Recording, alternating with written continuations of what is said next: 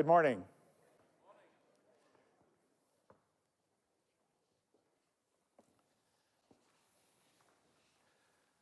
Well, you hate to break up that kind of conversation first thing in the morning. It sounds like everybody's already interested and active and so on. And I hope we have a good program for you this morning.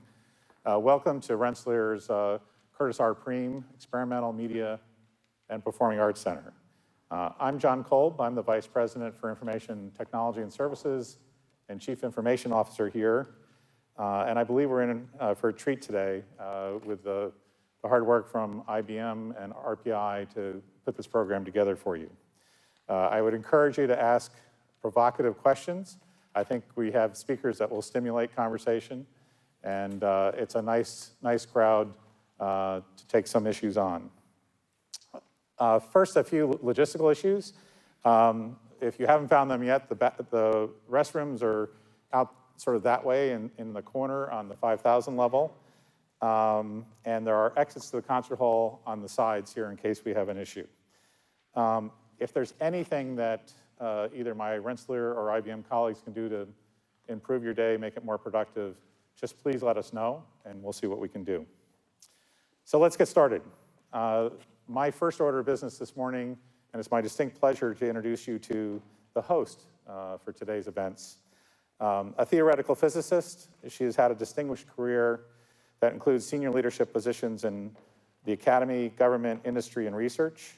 Specifically, her work on the President's Council on Advisors on Science and Technology, or PCAST, and now the President's Intelligence Advisory Board, or PIAB, and various blue ribbon panels for the State Department, the Energy Department, and Congress. Her corporate leadership includes directorships on major companies such as Medtronic, Federal Express, the Public Service Enterprise Group, and yes, IBM. She also serves as the Vice Chair of the Smithsonian Board of Regents and as a member of the Board of Directors for the Council on Foreign Relations. And the list goes on. I've just scratched the surface.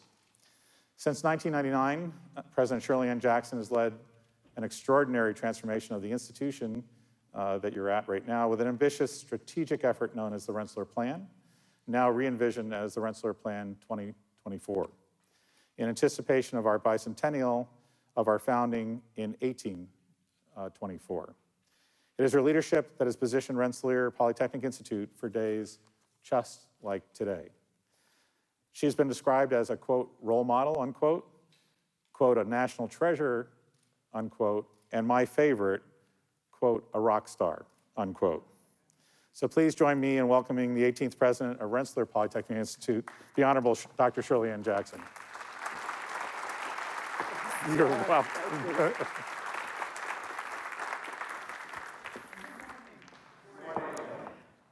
When one is called a national treasure, then one knows one is old. But thank you, John. So let me extend a very warm welcome to our guests as well as to members of the Rensselaer community. Now, at Rensselaer Polytechnic Institute, we believe that 4 ingredients are required to change the world: inspired people, programs, platforms, and partnerships.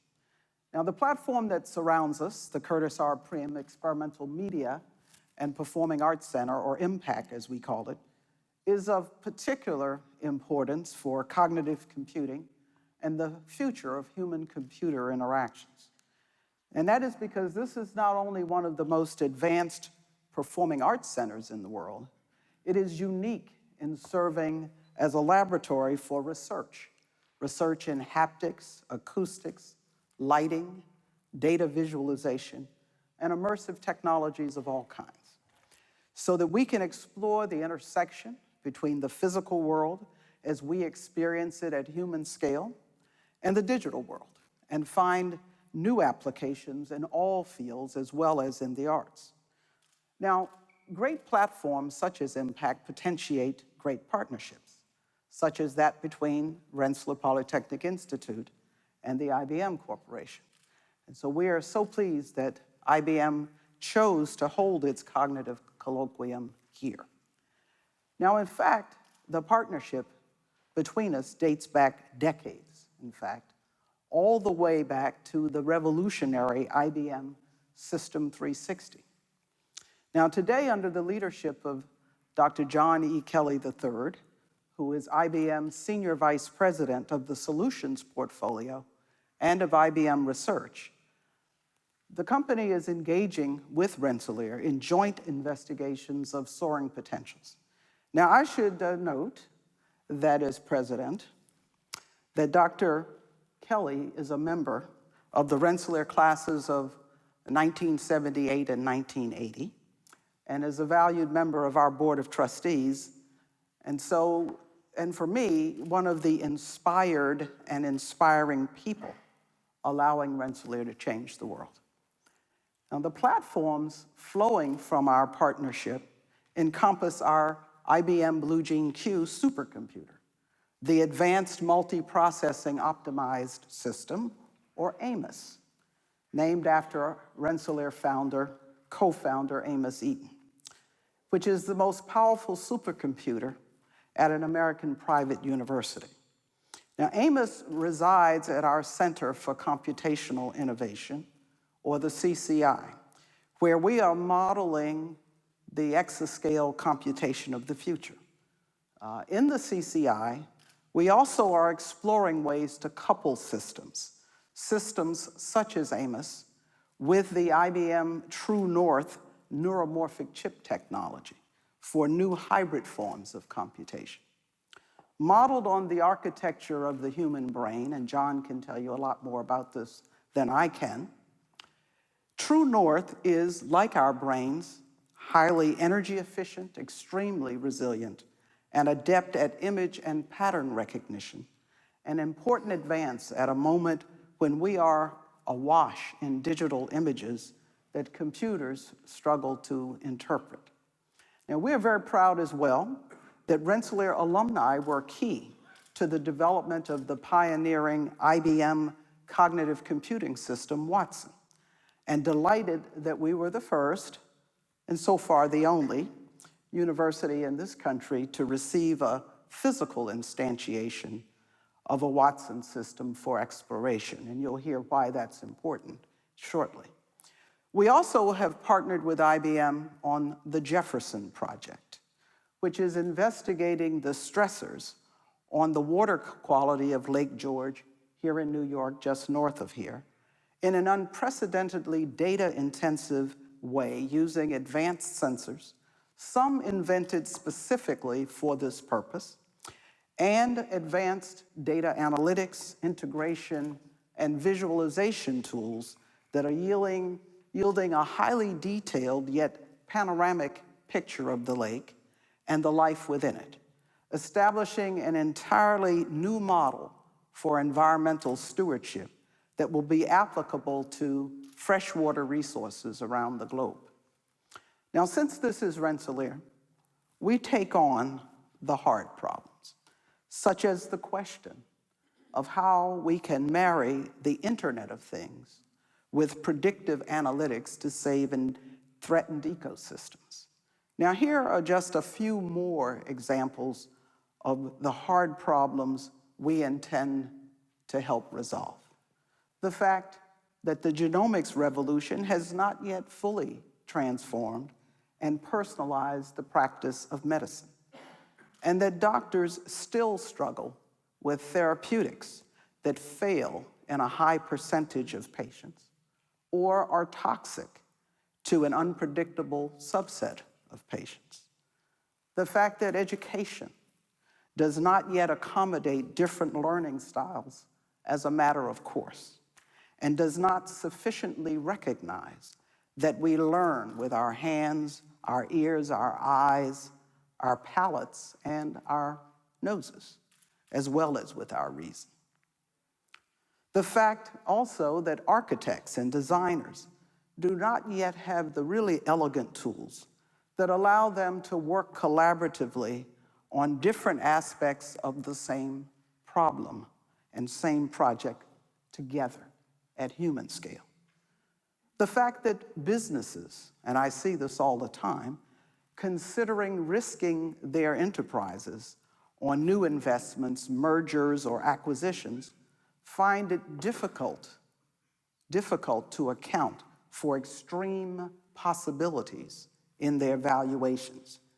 Yet we live in a world where extreme possibilities exist, ones that can be triggered by climate change, by the rise of non-state actors, by the likelihood of financial contagion in a global economy, and by the many risks that arise simply from our sheer connectedness. And the fact that, as we unfortunately just saw in Paris, and it plays out in different places around the world, the most sophisticated nations on earth cannot yet predict and prevent strikes by terrorists on innocent civilians. So to give experts in many different domains the tools to meet such challenges, IBM and Rensselaer now are embarking upon another world-changing program, the Cognitive and Immersive Systems Laboratory, or CISL at EMPAC. CISL at EMPAC is bringing together two strains of advancing technologies. First, cognitive computing that builds off of advances in high-performance computing, neuromorphic computing, and artificial intelligence. And second, new research in sensor and actuator-rich immersive and interactive systems. CISL at EMPAC initially will focus on situations rooms that bridge human perception with intelligent systems in an immersive, interactive setting, enabling environments such as a cognitive design studio, a cognitive boardroom, a cognitive medical diagnosis room, or a cognitive classroom. The goal is to vastly improve group decision-making in many different fields. Now, when I said that we like to solve the hard problems here at Rensselaer, that includes great technological challenges as well as great, in fact, global challenges. Now, to create situations rooms, we are convening experts from IBM and from all 5 of our schools, talented people in an extraordinary array of disciplines. And we're so pleased that Dr. Hui Su, whom you will meet shortly, who has served as director of the IBM Research Laboratory in Cambridge, Massachusetts, is now on board as the first director of CISL at EMPAC. The technological challenges of situations rooms include the fact that we are building on 2 kinds of intelligence and building that into them.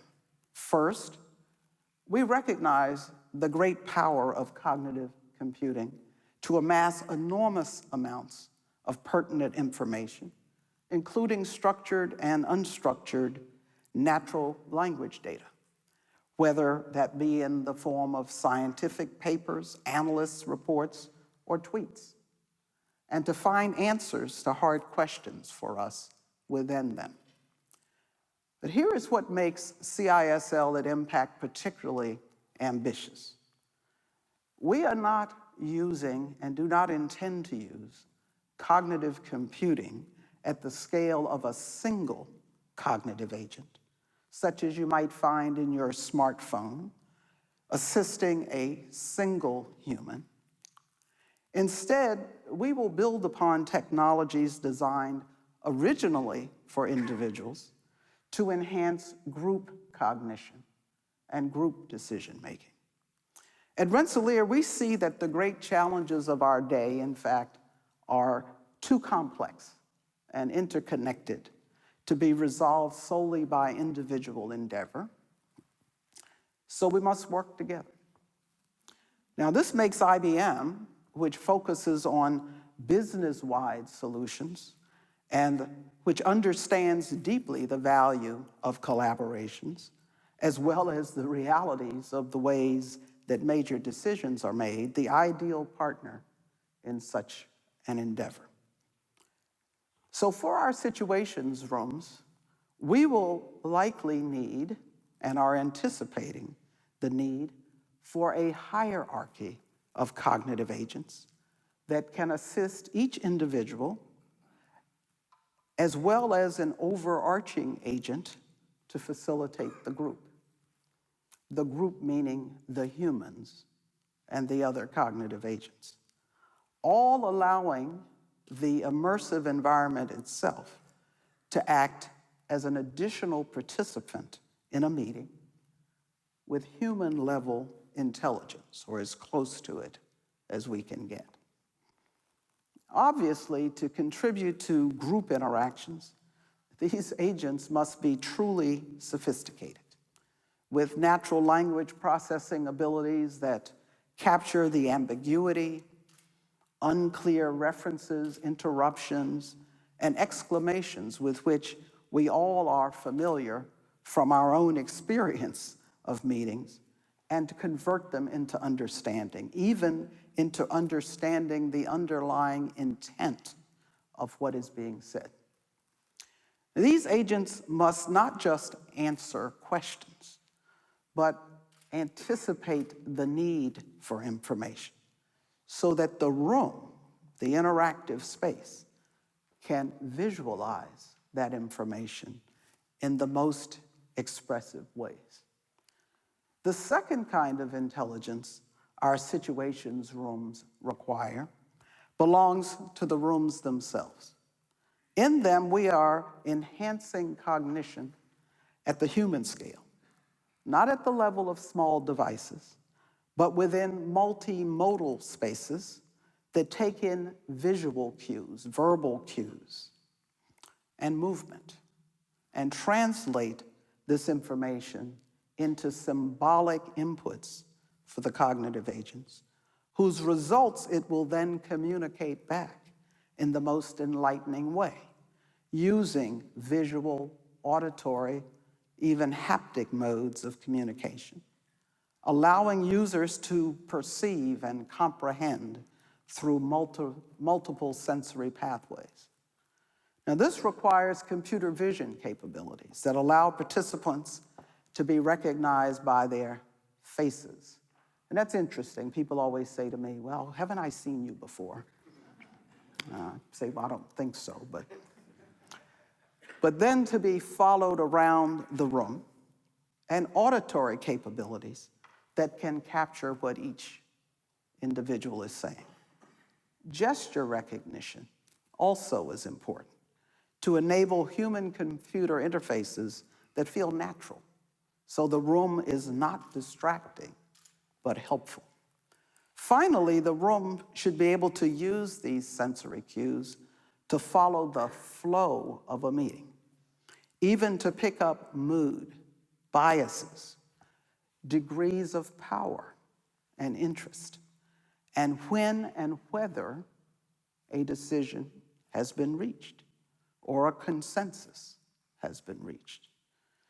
Needless to say, this vision is quite ambitious, yet the remarkable research breakthroughs already occurring at Rensselaer and at IBM make such an ambition achievable.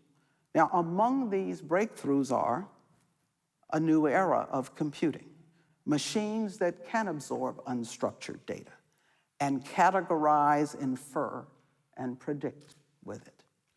Machines that can learn from their interactions with people. Machines that increasingly can interpret information arriving in different modes, just as we use our different senses to draw information from our environment. Now, I'm referring not just to cognitive computing, but to cognitive computing enabled by a computational ecosystem that includes high-performance computing and neuromorphic computing. Also key are advances in data science emanating from our Tetherless World constellation and the Rensselaer Institute for Data Exploration and Applications, or the Rensselaer idea, the big idea, that allow machines to use and correlate data of many different kinds, in many different forms, from many different sources, in many different languages, to offer us insights. Professor Jim Hendler, director of the Rensselaer idea, and Tetherless World Constellation professor, also has made great strides in allowing cognitive technologies to access not just the body of information programmed into the machine, into the computational system, but also the entire open world of information on the web, so that they can assist us, these computational systems, as events change and new avenues worthy of consideration open up. Now, this open information includes the data and insights to be gleaned from the formation and movement of social networks, which Professor Bolik-Szymanski and Professor Sibel Adali of our Network Science and Technology Center have used to model issues such as commitment and trust, which are key in joint decision-making and in understanding how humans and computers can work together more productively.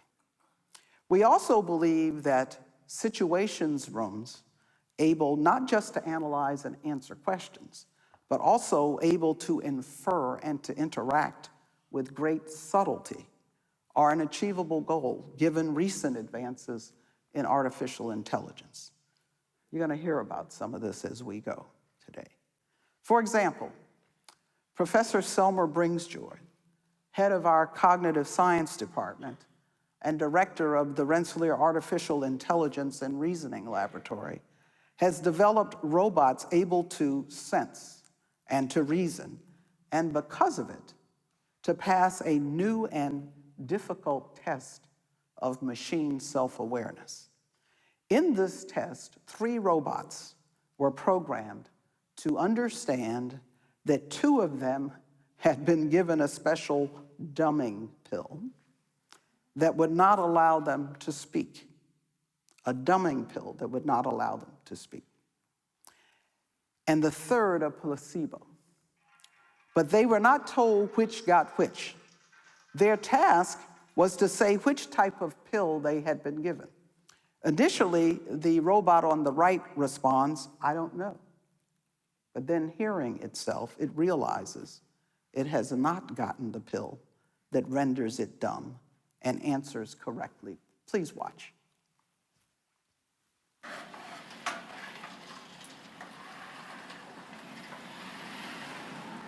I don't know.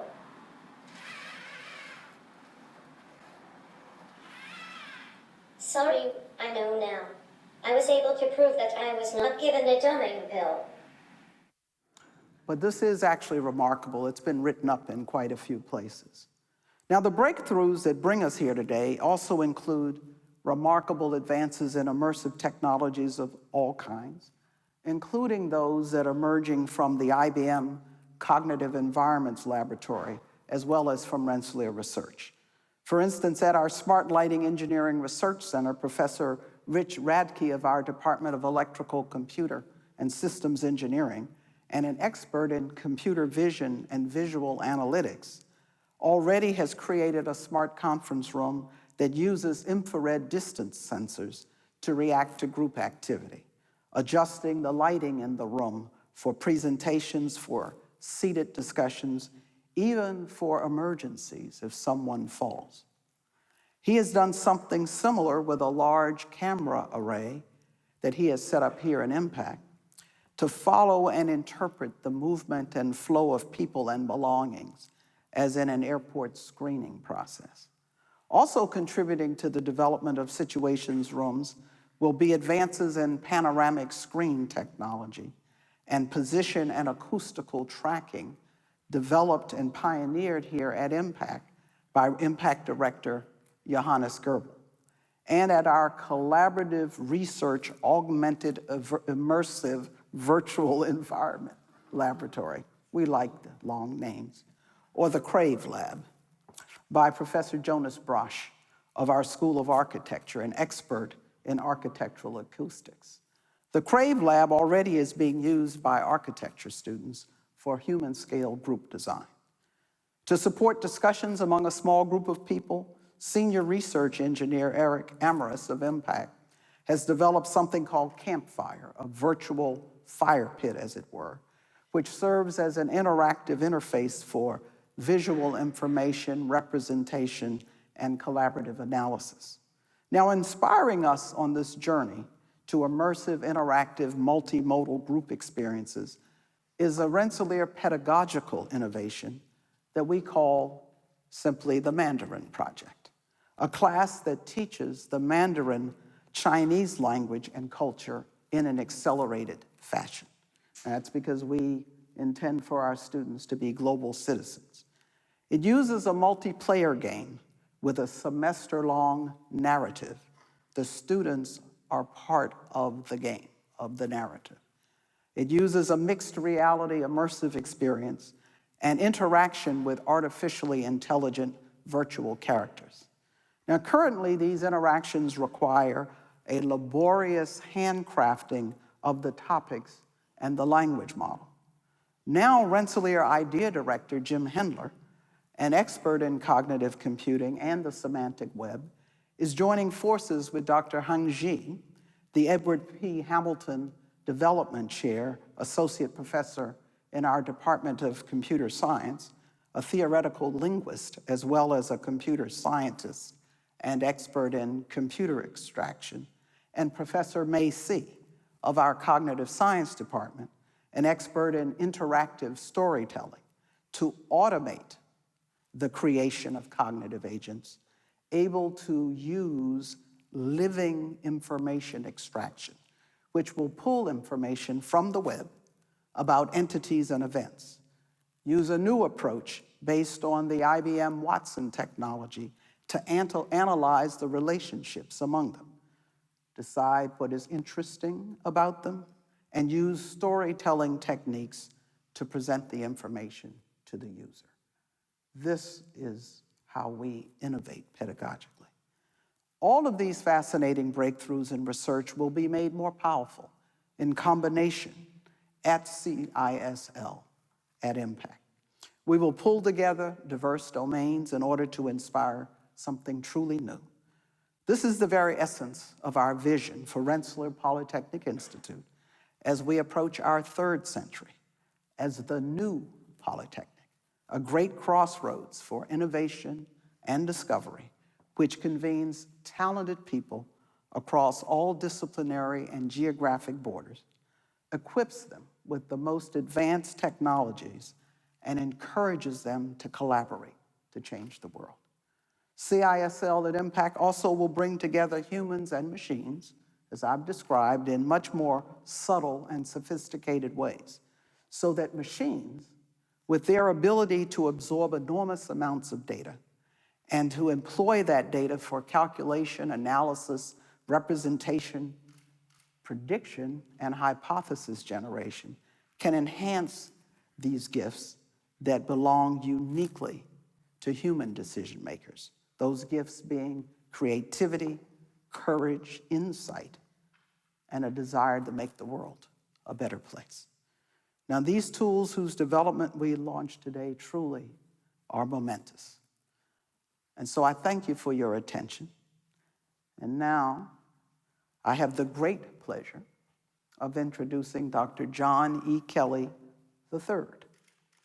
Now, as I mentioned, he is IBM's Senior Vice President of the Solutions Portfolio and of IBM Research, overseeing IBM's investments in several of the fastest growing and most important parts of the information technology market. His portfolio includes IBM Analytics, IBM Commerce, IBM Security, and IBM Watson, as well as IBM Research and Intellectual Property. He also oversees the development of units devoted to specific industries, beginning with the April 2015 launch of the IBM Watson Health. Dr. Kelly most recently was Senior Vice President and Director of IBM Research, only the 10th person to hold that position over the past 7 decades at IBM. During his tenure, IBM maintained and extended its 22 uninterrupted years of world leadership in the number of US patents it generates, over 7,500 patents in 2014 alone. Dr. Kelly has received numerous honors for his business leadership and contributions to innovations in information technology, including not one, but 2 awards named in honor of Robert N. Noyce. One, the highest honor bestowed by the Semiconductor Industry Association, and the other from the IEEE, both for exceptional contributions to the microelectronics industry. In 2013, Dr. Kelly was elected to the U.S. National Academy of Engineering. Dr. Kelly received a Bachelor of Science degree in physics from Union College in 1976, a Master of Science degree in physics from Rensselaer in 1978, and a PhD in materials engineering from Rensselaer in 1980. He serves on the board of trustees of both of his alma maters, an energetic man. But he is a very dear friend to Rensselaer Polytechnic Institute and a very dear friend to me. So it is my great pleasure to introduce Dr. John E. Kelly III.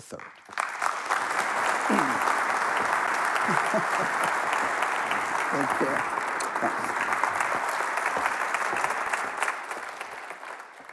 Thank you, President Jackson. I hope you all realize that none of this would be possible if it wasn't for the leadership of President Jackson.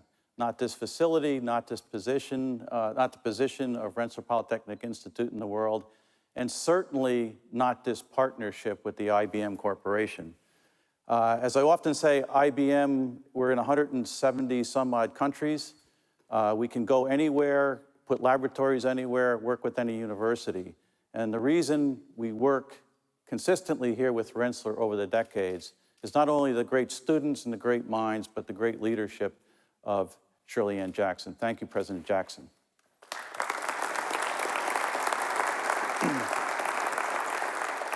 Now, before I talk a little bit about why cognitive computing is so important and where it's going, I'd like to just reflect for a minute on sort of how we got here really very, very quickly. In August of 2007, in IBM research at Yorktown Heights, we were looking into the future, as we always do, decades out, and we were looking at the explosion of data. Now, this was before the term big data had even been created, but we were looking at the trend, the exponential curve, the sort of what I call the next Moore's law of data, where it was doubling every 12 to 18 months. And not only was it exploding in volume, but it was exploding in terms of the variety and the lack of veracity of the data, the noisiness of the data. And we said, you know what? This is scary, because the computer systems that we have been building for the last 50 or 60 years are not equipped to deal with that mass of data or the amount of unstructured data that will be generated over the next decades. Well, we underestimated what was going to happen, but fortunately, as we were struggling with that problem, I'll never forget the day, a meeting showed up on my calendar with the code name Blue Jay. Now, in IBM, everything is called Blue something. So I understood the blue, I didn't understand the J. And in came a group of our researchers who had been thinking about this problem. And they proceeded to tell me about an idea they had to tackle one of the big unstructured problems in computer science around natural language understanding in the area of deep question and answering in open domain. And I said to myself, well, you know, that's one form of artificial intelligence, and don't you understand that we're in a winter of artificial intelligence? Decades have gone by where no progress has been made. What are you going to do differently? And they proceeded to tell me what they were going to build with a system now called Watson, and they were going to test this system on national television in the game of Jeopardy? And I said, I don't think so. Because at the time, the system was getting about 20% of the questions correct, and it was taking about an hour to answer one question. But long story short, the team went on to create a system that you all recognize in February of 2011 that was really the first public demonstration of a cognitive system, a system that could understand unstructured data and make sense of it and come up with recommendations and conclusions, not just a list of web search pages. And of course, it went on to great things.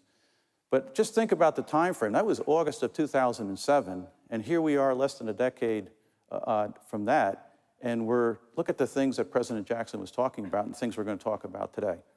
The last comment I'll make is we did not set out, the team in IBM did not set out to create a replica of this.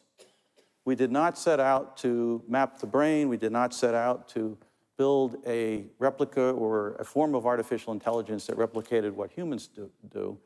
We set out to tackle the simple problem of massive unstructured data, making sense of that and bringing insights to humans, not replacing humans. And I think that was really a breakthrough thought, because everyone else who had tried to do artificial intelligence had tried to replicate the human brain. So why is this important? And I've thought an awful lot about this, and I urge you to think this way. Don't just think about artificial intelligence and replicating the human. I think what this is all about is the price of not knowing, the price of not knowing. And as I hope to convince you, many of the answers to the things we need to know are in the data, but once again, our systems just cannot find answers to those questions. So let's talk a little bit quickly about the amount of data and how unstructured it is and how literally every industry and every human being is being swamped by this information. We see it in every industry. In oil and gas, the amount of data that's being generated through IoT, Internet of Things sensors on these platforms is off the charts. Oil companies we work with tell us we have all of this data stored. We don't know what to do with it. We can't analyze those signals to know what's going on these big multi-billion-dollar platforms out in the ocean. Consumers, we are generating tremendous amounts of information in social media, Twitter, Facebook, etc. Mining that information is very difficult. It's in natural language or in things that don't even look like natural language in many cases. Understanding that, making sense of that is critical. If you're an individual, you want to understand what's going on. Can I get insights of what's going on in social media? If you're a retailer, you want to know what's going on there, because if you do not understand buying patterns, your supply chain, your inventories will be all out of balance at critical points in the year, and we see this all the time. In fact, this morning, we announced a new application on the iPhone, which is Watson Trends. We called it Inside IBM Secret Santa. It monitors social media and looks not only at what's currently being bought for the Christmas season, but what are people talking about that they may buy in the future. Trends that are happening in people's thought processes, and that's allowing individuals to buy ahead in a sense, but it's allowing retailers to anticipate what they need on the shelves during the heavy Thanksgiving to Christmas season. Appliances, again, Internet of Things, huge amounts of information being generated. Today, little, if anything, being done with that information. Healthcare. As President Jackson mentioned, in April, we opened a new business around healthcare because this is a exploding industry. It's an $8 trillion industry worldwide. Half of that $8 trillion is in the United States, by the way, and spend. And guess what? About a third of that is waste. A third of that $4 billion in the US is waste, not to mention the implications of bad diagnosis or errors in diagnosis. But the amount of information that's being generated on each one of us now throughout our lifetimes is off the charts, highly unstructured information. And in the area of security, the amount of information in cities like New York, London, Paris that are being generated from surveillance cameras, again, incredible amounts of information, some very minor amount of real-time analysis of that data, but by and large, most of that data goes into deep storage and doesn't get pulled out until there's an incident. Think about the cost of not knowing in Paris, the cost of not knowing in Paris. In the area of energy and utility, again, we've done a great job in places like the United States and portions of Europe instrumenting our homes with meters, smart meters. But again, that data lies dark, lies dormant. In fact, it's estimated that between 80 and 90% of the world's data lies dark. We don't use it, our machines don't understand it. Think about the opportunity in that 80 to 90% of the world's data. And then in the area of security, now billions of dollars are being stolen, whether it's intellectual property, personal records, bank accounts, health records. The cost of not knowing who's doing this and the cost of not stopping this is escalating again exponentially. Transportation, telematics, self-driving cars, once again, both an opportunity for those that can leverage this amount of data, but also, again, if it's not used properly, the safety threats that accompany not being able to deal with this massive amount of unstructured data. So I hope I've convinced you that literally every industry in the world now is being swamped by data. 80 to 90% of that data isn't being used, is lost within milliseconds of when it's collected, or is put in deep storage and never taken out and analyzed. And the cost, again, of not leveraging that information is off the charts. So this system that, again, we demonstrated a first generation, really prototype system back in February 2011, was the beginning of what I think of as this cognitive era of computing. It is not a system that we reprogram. It is a system that we feed better data. It is not a system that only knows what we tell it. It's a system that learns over time based on a feedback loop of decisions it's made and outcomes that it's seen. And we saw the very early stages of that. Now, at this point in time, in 2011, the system was great at natural language, which is a big chunk of the unstructured data that the world is generating. But beyond that, imaging data. The system was essentially blind at that time. It had no ability to take signal processing from the Internet of Things. These are now all capabilities that we've given the Watson system. So that's about the machine, but I think we need to talk a minute about what is going on between the human and the system here. Well, we know that we humans are excellent at some things. We have certain attributes in the way we learn, the way we look at the world, our own cognition, our own reasoning. When we look at what machines are capable of doing, it's also a very interesting set of capabilities, often used obviously for their mathematical precision, but that's no longer what these machines will be important for. And in fact, I would argue that it's this combination of human and machine which is the magic. It is the magic. In fact, there's been many studies that have shown that human plus machine will always beat a human or a machine at almost every task. And we have seen this, we saw it early on with Watson. When Watson would hit a roadblock in its learning and a human entered the picture and taught it something, Watson would make a giant leap forward in its capability to understand. And we see the same thing in fields where we're now applying Watson, where humans will hit a roadblock in their reasoning, Watson is introduced, and then there's a giant leap forward in the human's understanding. So something special is happening at this interface, this impedance match between humans and systems.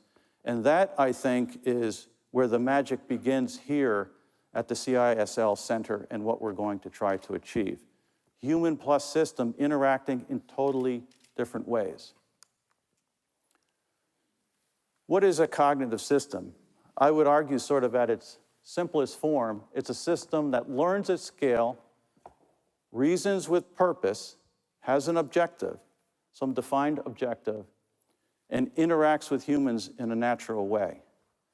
Now that's easy to say, tough to do, but I think that's what the goal is here. Scale, reasoning with purpose, and then interacting in a very natural way, which speeds up this human plus machine process. So what is possible then? What can we rethink as humans in our lives and in our businesses? A few examples, and I'll start with a very simple example. Rethinking call centers. How many people are happy with the responses they get when they go into a call center? None. What if, not replacing the people in the call center, but what if Watson was available to help those people in the call center? Already being done. Many times, many insurance companies, retailers that you call the help center, that person has access to Watson. Watson has read all of their records from that call center, all of their product menus, and in real time can help that call center agent. Simple, but very effective in the consumer world. Rethinking things as simple as sports in 2 dimensions. We're working with companies that are working on sensors in helmets and other body protective gear, taking that information and looking at the shock that's being encountered by those athletes and making real-time sense of whether that athlete is in danger or not. At the same time that's happening, Watson is at work with the fans in the stadium, looking at different perspectives of the game and different analysis of the athletes, looking for any changes of behavior. So Watson, again, active in something as simple as sports. Insurance, very complicated field, but again, one that was ripe for us to introduce cognitive computing or Watson in.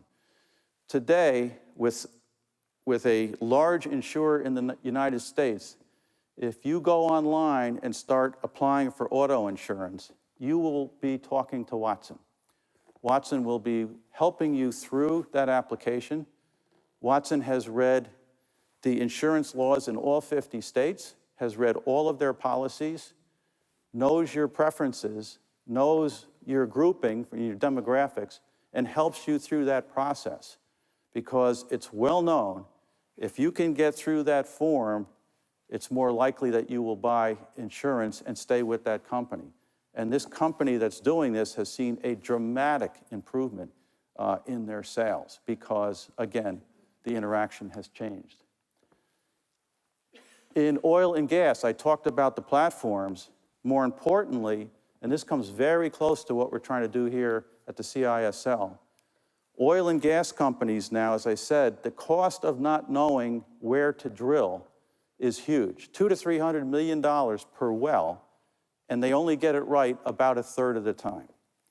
Tremendous, tremendous waste. And then when they get it right, they don't always pump the oil at the appropriate rates. We are building with Repsol in Europe a cognitive environment, a decision-making environment where they not only are looking at massive amounts of seismic data, but also business data, geopolitical data. Where should they be bidding on oil reserves in the world? An exact analogy to what we're going to be doing here at the CISL. Rethinking healthcare.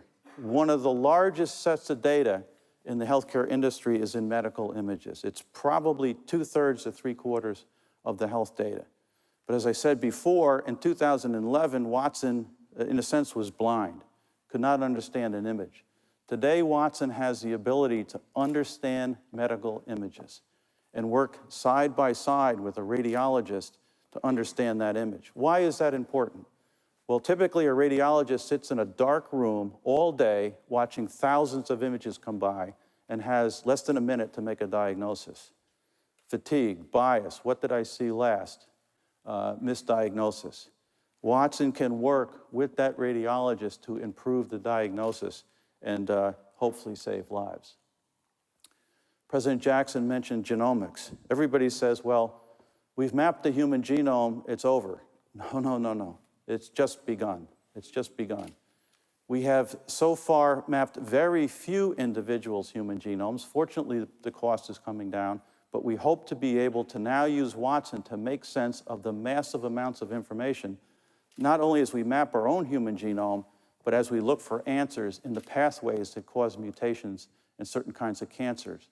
We have 14 universities we're collaborating with around the United States and in North America to map this knowledge of individual mutations in individual cancers, individual tumors, and individual people to find better therapy for those cancer patients. And one that really excites me, and again, President Jackson spoke about, is education. I think we have a chance to finally fundamentally change the way we educate our children as well as our adult population in the work environment. Because for once, we have the ability to not only present material, but really understand how every individual is learning and dynamically adapt that learning to the individual at that point in time.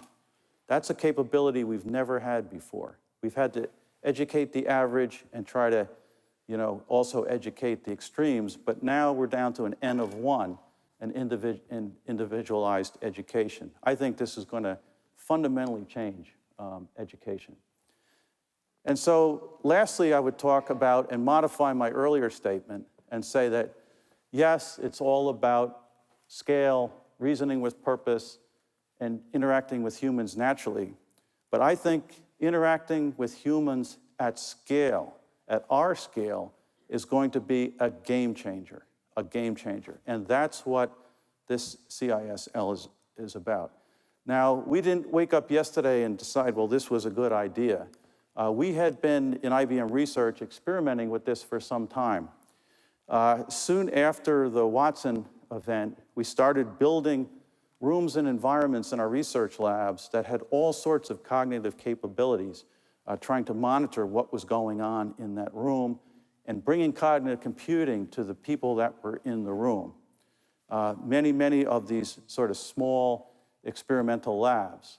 About 2 years ago, we moved to very large, high-resolution screens and walls where humans could interact and visualize data and try to interact with the cognitive Watson system. And we started to see changes in behavior of the humans that were interacting with this data. So we took the next step up and built a small immersion room down in New York City where we can surround small groups of people with the data and literally interact with and have dialogue with Watson around the data and the information and start to make some decisions. It was at this point that we decided that we're onto something, but we needed a bigger platform, a place where people were working on these immersive technologies and where we could do it at scale. And that is what led us to conclude that Rensselaer, the EMPAC facility here, and the laboratories in this building were a perfect setting to now explore this human-machine interaction, but at scale, with groups of people. We know what happens when small groups interact with Watson, but we don't know what happens, what are the dynamics as large groups of people interact. So this trend over the past several years is what led us to conclude that we needed to be here at Rensselaer in the EMPAC. And then I'll just conclude with thanking Rensselaer, thanking President Jackson. This has been an incredible partnership. From the design and build of our highest performance supercomputers, as you heard earlier from President Jackson, to the use of those systems in many of the world's toughest engineering problems, to the initial work on Watson, to the students who graduated from Rensselaer and came and were part of that initial team that visited me in August of 2007. Rensselaer has been a golden thread through all of these activities.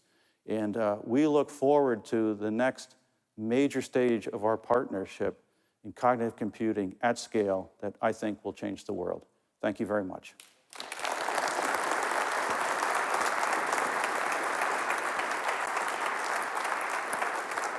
John, if I could make one last comment before you kick off. As I said earlier, we contribute money, invest lots of money in universities, lots of equipment, but you know we're serious when we send our people to a university. And when we send large numbers and our best people. And we are just thrilled that Dr. Wei Su, who led my lab in China for a number of years, and then led our lab in Cambridge, and who is an expert in human-machine interaction, agreed to take this position to lead this lab. So when we send someone of Dr. Su's caliber to this kind of work, you know we're serious, John. So take good care of him. Very good. Why don't you stay up here? I'll bring up Dr. Jackson. So Dr. Jackson, would you please join us up here also?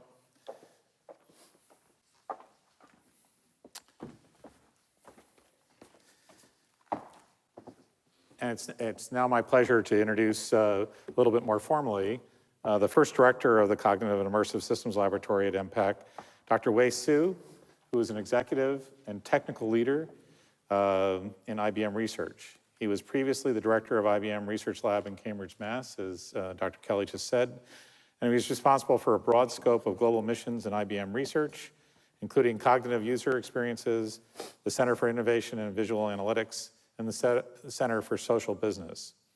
As a technical leader and a researcher for 19 years in IBM research, Dr. Su has been an expert in multiple areas ranging from human-computer interaction, cloud computing, visual analytics, and neural network algorithms for image recognition, including dozens of patents. So he's adding to that 7,500. Dr. Su has worked in both the United States and China as a global technical leader for a significant period of time in his career, and he is very familiar with multicultural environments. He received his PhD degree and bachelor's degree from Tsinghua University in Beijing, China. And I would now ask that Dr. Wei Su join Dr. Jackson, Dr. Kelly, and me for the CISL ribbon cutting. Okay. Yeah, right. Thank you. Thank you so much. Thank you. Okay, I think we're gonna go over here. So we wanted to make sure we had the appropriate colors. So Dr. Kelly, a blue set of scissors, Dr. Jackson, a red, and Dr. Su, They don't give a me ribbon. sharp objects. Yeah, no sharp, absolutely not.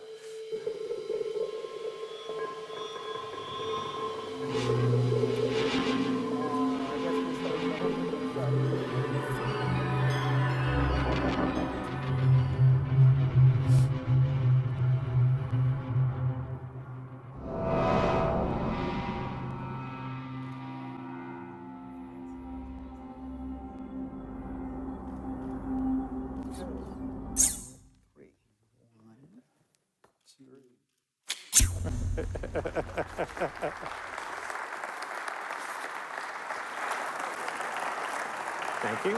Thank you. Thank you. Thank you. Thank you. Okay, now. So if you stay here, we'll get the. Okay. Yeah,